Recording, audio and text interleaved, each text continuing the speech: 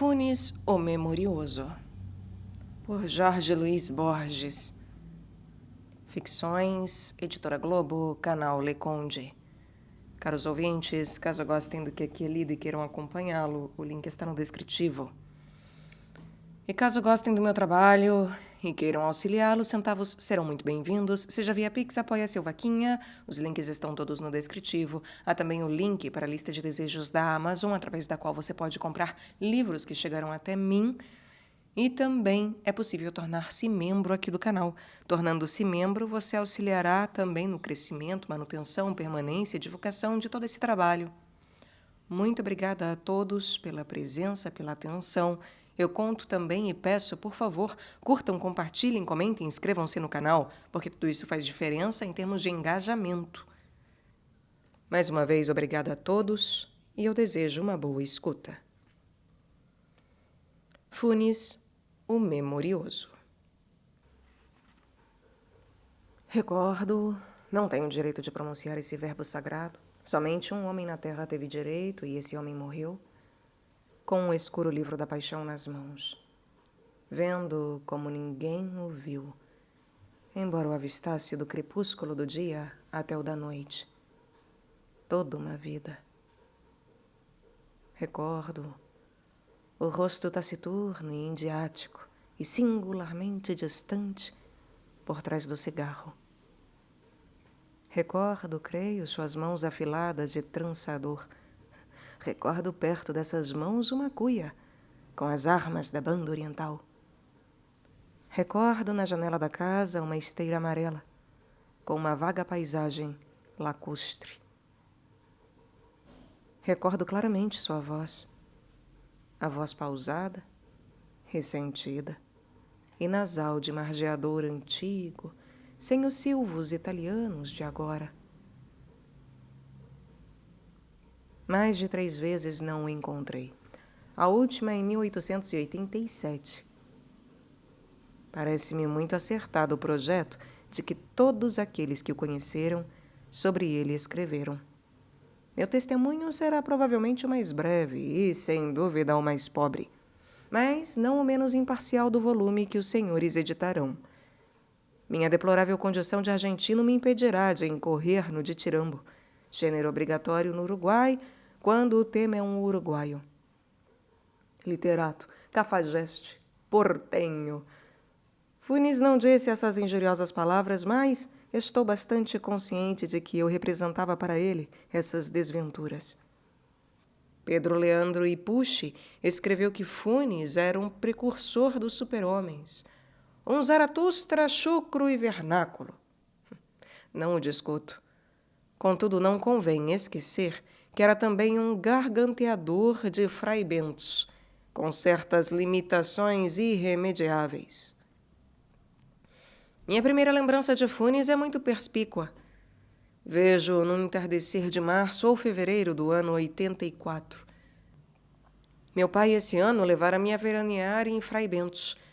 Voltava eu com meu primo Bernardo Aedo da estância de São Francisco. Voltávamos cantando a cavalo, e essa não era a única circunstância da minha felicidade. Depois de um dia bochornoso, uma enorme tormenta cor de ardósia escondera o céu. Animava o vento do sul. As árvores já enlouqueciam. Tinha o temor, a esperança, de que nos surpreendesse num descampado a água elementar. Fizemos uma espécie de carreira com a tormenta. Entramos numa azinhaga que se afundava entre 2 veredas altíssimas de tijolo. Escurecera de chofre. Escutei rápidos e quase discretos passos no alto. Alcei os olhos e vi um rapaz que corria pela acanhada e rota vereda como uma estreita e rota parede. Lembro-me da bombacha, das alpargatas, lembro-me do cigarro no duro rosto, contra o nuvarrão já sem limites. Bernardo gritou-lhe imprevisivelmente: "Que horas são, Irineu?" Sem consultar o céu, sem deter-se, o outro respondeu: "Faltam 4 minutos para as 8, jovem Bernardo João Francisco." A voz era aguda, zombadora. Sou tão distraído que o diálogo que acabo de referir não me teria chamado a atenção se não houvesse recalcado meu primo, a quem estimulavam, acredito, certo orgulho local e o desejo de mostrar-se indiferente à resposta tripartida do outro. Falou-me que o rapaz da passagem era um tal Irineu Funes, mencionado por algumas excentricidades, como a de não dar-se com ninguém e a de saber sempre a hora, como um relógio. Acresceu que era filho de uma lavadeira do povoado, Maria Clementina Funes, e que alguns diziam que seu pai era um médico da charqueada, um inglês O'Connor, e outros, um domador ou rasteador do distrito de Salto. Vivia com a sua mãe na curva da Quinta dos Laureles. Nos anos 85 e 86, veraneamos na cidade de Montevidéu. Em 87, retornei a Fray Bentos. Perguntei, como é natural, por todos os conhecidos, e finalmente pelo cronométrico Funes. Responderam-me que o derrubara um redomão na instância de São Francisco e que ficara paralítico, sem esperança. Lembro-me da impressão de incômoda magia que a notícia me produziu. A única vez que o vi, a cavalo vínhamos de São Francisco, e ele andava num lugar alto. O fato, em boca de meu primo Bernardo, tinha muito de sonho elaborado com elementos anteriores. Disseram-me que não se movia do catre, os olhos postos na figueira do fundo ou numa teia de aranha. Nos entardeceres, permitia que o levassem à janela. Portava a soberba até o ponto de simular que fora benéfico o golpe que o tinha fulminado. Observei-o 2 vezes atrás da grade de ferro, que relembrava toscamente sua condição de eterno prisioneiro. Uma imóvel, com os olhos fechados. Outra, também imóvel, absorto na contemplação de um oloroso galho de santonina. Não sem alguma vanglória, eu iniciara naquele tempo o estudo metódico do latim. Minha valise incluía De Viris Illustribus, de Lomon, o Thesaurus, de Quicherá, e comentários de Júlio César e um volume ímpar de Naturalis Historia de Plínio, que excedia e continua excedendo minhas módicas virtudes de latinista. Tudo se propala num pequeno povoado. Irineu, em seu rancho das margens, não tardou a inteirar-se da chegada desses livros anômalos. Dirigiu-me uma carta florida e cerimoniosa, na qual recordava nosso encontro, infelizmente fugaz, do dia 7 de fevereiro do ano 84. Ponderava os gloriosos serviços que D. Gregório Aedo, meu tio, falecido esse mesmo ano, prestara às 2 pátrias na valorosa jornada a Ituzaingó, e solicitava-me o empréstimo de alguns dos volumes, acompanhado de um dicionário para a clara inteligência do texto original, porque ainda desconhecia o latim. Prometia devolvê-los em bom estado, quase imediatamente. A letra era perfeita, muito perfilada. A ortografia, do tipo de Andrés Belot, preconizou I por Y, J por G. A princípio, temi naturalmente uma brincadeira. Meus primos asseguraram-me que eram coisas de Irineu.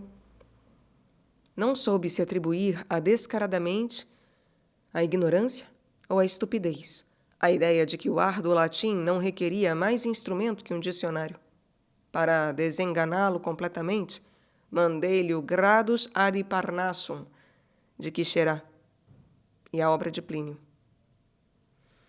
Em 14 de fevereiro, telegrafaram-me de Buenos Aires que voltasse imediatamente, porque meu pai não estava nada bem. Deus me perdoe. O prestígio de ser destinatário de um telegrama urgente, o desejo de comunicar a todo o Fray Bentos a contradição entre a forma negativa da notícia e o peremptório advérbio, a tentação de dramatizar minha dor, fingindo um viril estoicismo, talvez me distraíssem de toda a possibilidade de sofrimento. Ao fazer a mala, notei que me faltavam o Gradus e o primeiro volume da Naturalis Historia. O Saturno zarpava no dia seguinte pela manhã. Aquela noite, depois do jantar, encaminhei-me à casa de Funes. Espantou-me que a noite fosse não menos pesada que o dia.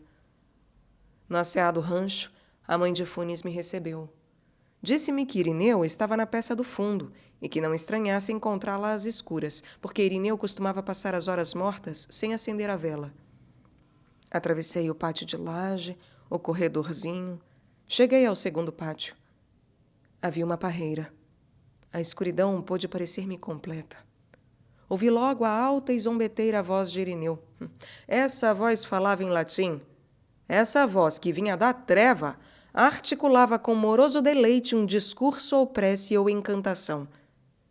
Ressoaram as sílabas romanas no pátio de terra. Meu temor as acreditava indecifráveis, intermináveis. Depois, no demorado diálogo daquela noite, soube que formavam o primeiro parágrafo do 24º capítulo do livro 7º de Naturalis Historia. A matéria desse capítulo é a memória. As últimas palavras foram ut nihil non isden verbis rederetur auditum. Sem a menor mudança de voz, Irineu disse-me que passasse. Estava no catre, fumando. Parece-me que não lhe viu o rosto até a alva. Creio relembrar a faísca momentânea do cigarro. A peça cheirava vagamente a umidade. Sentei-me. Repeti a história do telegrama e da enfermidade do meu pai. Chego agora ao ponto mais difícil de minha narrativa. Esta, bom é que já o saiba o leitor, não tem outro argumento que esse diálogo de há meio século. Não tratarei de reproduzir suas palavras, no momento irrecuperáveis. Prefiro resumir com veracidade as muitas coisas que me falou Irineu. O estilo indireto é distante e fraco. Sei que sacrifico a eficácia desse relato. Que meus leitores imaginem os entrecortados instantes que àquela noite me oprimiram. Irineu começou por enumerar, em latim e espanhol, os casos de memória prodigiosa registrados pela Naturalis Historia. Ciro, rei dos persas, que sabia chamar pelo nome todos os soldados de seus exércitos. Mitridates Eupator, que administrava a justiça nos 22 idiomas de seu império. Simônides, inventor da mnemotécnica. Metródoro, que professava a arte de repartir com fidelidade o escutado uma só vez. E com evidente boa-fé, surpreendeu-se de que tais casos maravilhassem.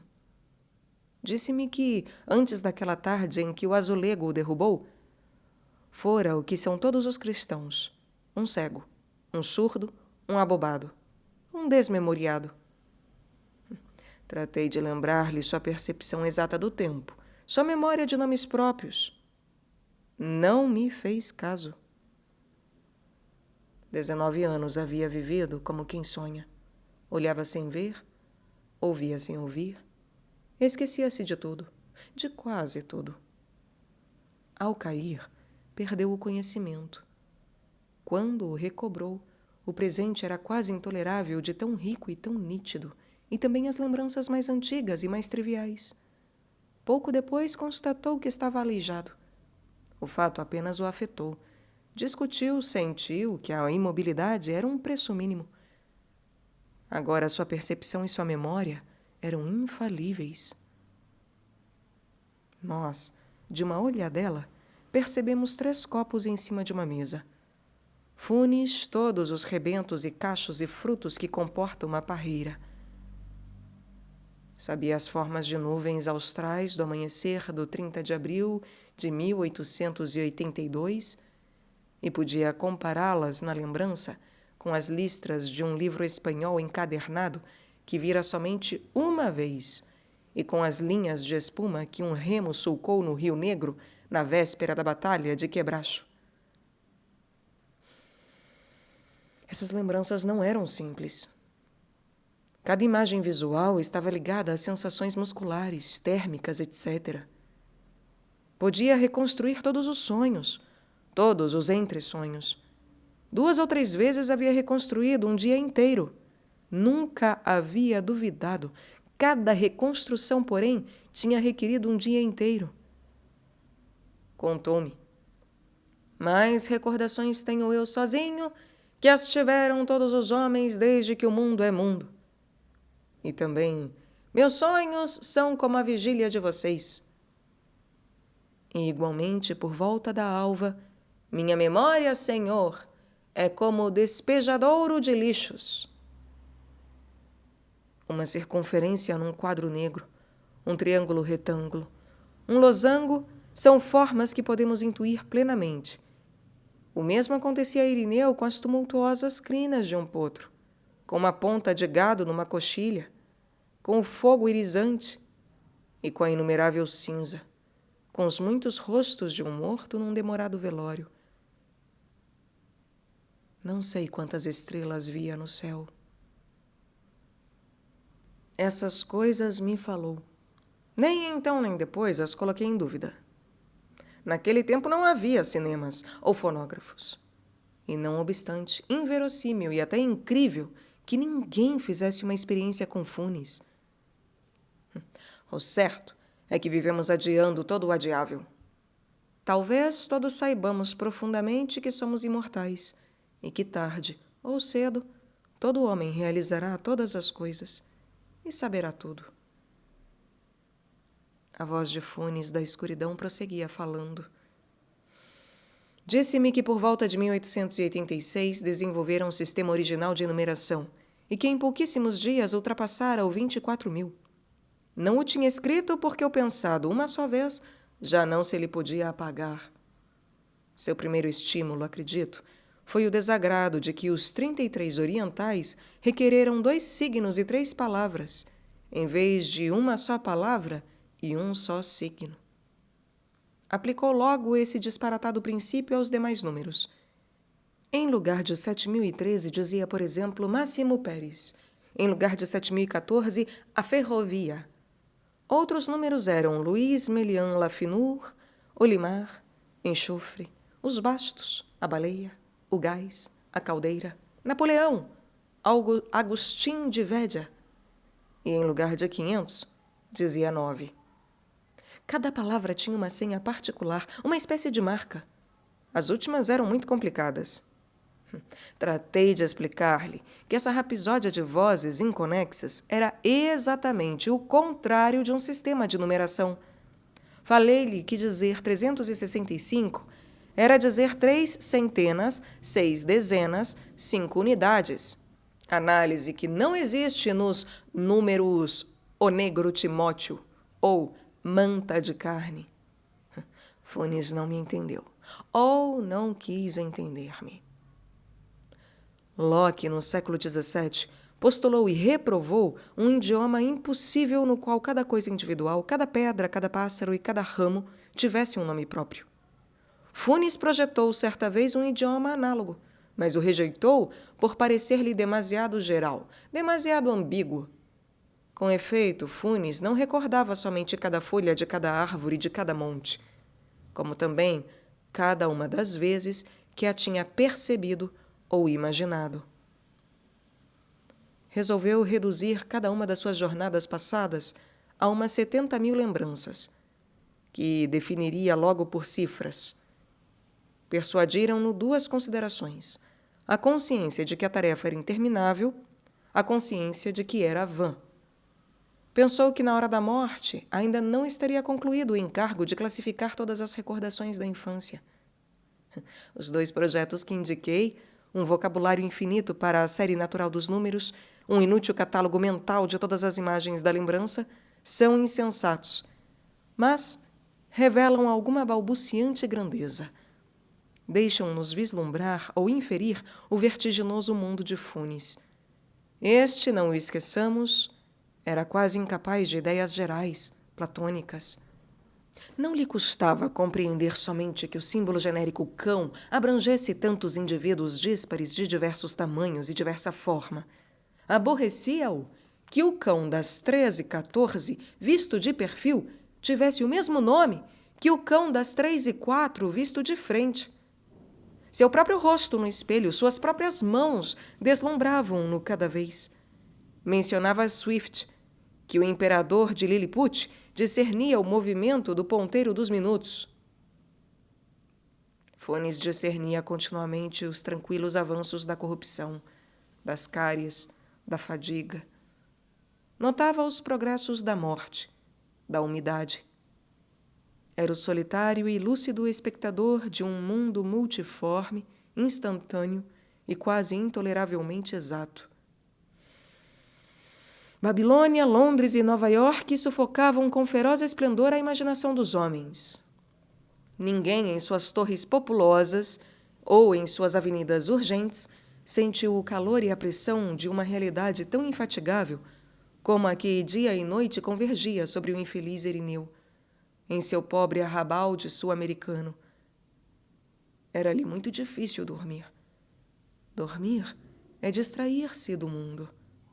Funes, de costas no catre, na sombra, configurava cada fenda e cada moldura das casas certas que o rodeavam. Repito que a menos importante de suas lembranças era mais minuciosa e mais viva que nossa percepção de um gozo físico ou de um tormento físico.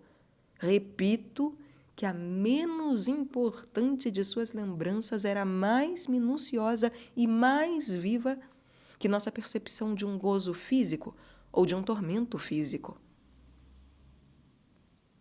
A oeste, num trecho não demarcado, havia casas novas, desconhecidas. Funes as imaginava pretas, compactas, feitas de treva homogênea. Nessa direção voltava o rosto para dormir.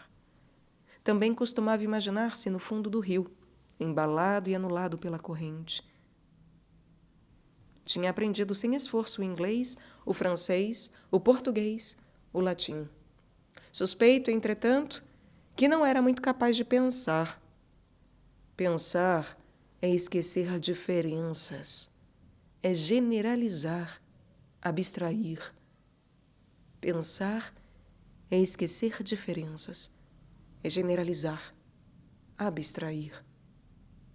No abarrotado mundo de Funes, não havia senão pormenores, quase imediatos. A esquiva claridade da madrugada entrou pelo pátio de terra. Então viu o rosto da voz que toda noite falara. Irineu tinha 19 anos. Nascera em 1868. Pareceu-me monumental como bronze, mais antigo que o Egito, anterior às profecias e às pirâmides. Pensei que cada uma das minhas palavras, que cada um dos meus gestos, perduraria em sua implacável memória. Paralisou-me o temor de multiplicar ademanes inúteis. Irineu Funes morreu em 1889 de uma congestão pulmonar.